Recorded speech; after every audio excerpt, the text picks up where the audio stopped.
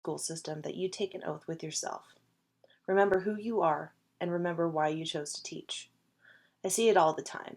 I see young women as pre-service teachers that come into the education department and complain about a professor saying that their skirts are too short or being docked professionalism points for how they chose to speak in certain situations.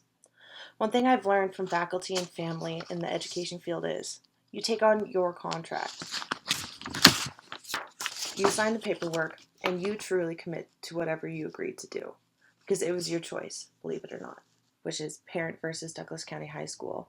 A teacher found himself confronting an atheist student on a religious level with a religious personal backing in a completely secular public school setting.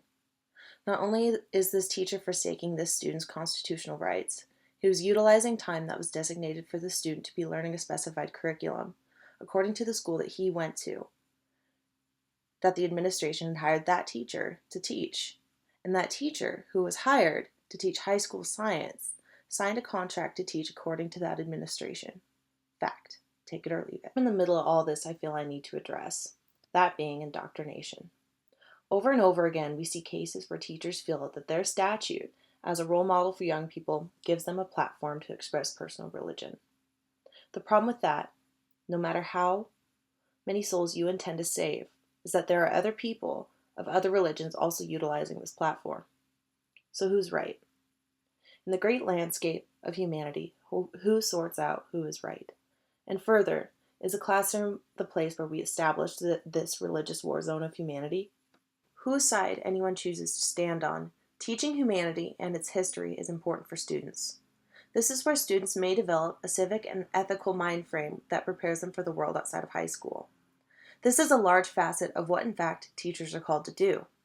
As we found in the 1990 case of Roberts versus Madigan, courts established that it is critical to teach about religion, but one cannot teach religion. What does all of this have to do with this court case? In the country that we live in, public schools thrive in a delicate balance. This balance ensures that no matter what, in theory, no one religion receives special status. In the case of Parent versus Douglas County High School, we see this balance become unsteady. We find a science teacher who is hired and signs a contract to teach science according to the designated curriculum, which he may have done. But, Mr. Tillman took a stand on his religious platform to address a student, the defendant in this case, when he had mentioned he was an atheist. Fortunately, Tillman had done more than address his student. Tillman took an initiative to challenge his student in class. Christians, who Tillman was and practiced and in fact pastored in, know the plight of confrontation and challenge. And so do atheists, and Jews, and Muslims, and Hindus. You get my point. But in our country, we all know in our gut, we feel it, that a boundary was crossed. And we know that if that boundary had not been lawfully established by our forefathers, our choice to live through our own personal values could be eradicated today. Tillman had failed to realize that in this balance, his own ability to practice his beliefs are kept sacred because of the Constitution. The First Amendment, protected speech, and free exercise clause of the Constitution not only protect his ability to practice religion freely, but stand for neutral ground in public schools. In the letter that was written to Douglas County School District in the aftermath of this event. Religion over non-religion, or religion over another religion, is unconstitutional in a public school setting. What would Tillman do if his Christian child was antagonized in class, a place where that child is mandated to be present in? What if that child was given texts that encouraged him to move away from his faith and his family? What would Tillman do in that case? This as a pre-service teacher. I also feel all of these things as an American. Because as an American, I'm given the right and liberty to practice my religion freely.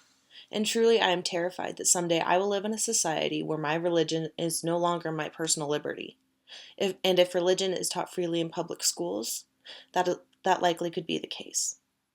And these constitutional laws protect not just my future students, but they protect me too. Just war at school. And who will be affected in the front lines? It's the kids. And when and if the dust settles, would those children be ready to face the world they're raised in? Children do understand that the past is the present is the future. And the beautiful thing is, they don't even know that they know that yet. Who will protect their God, country, or family given right? Public schools can and constitutionally should do.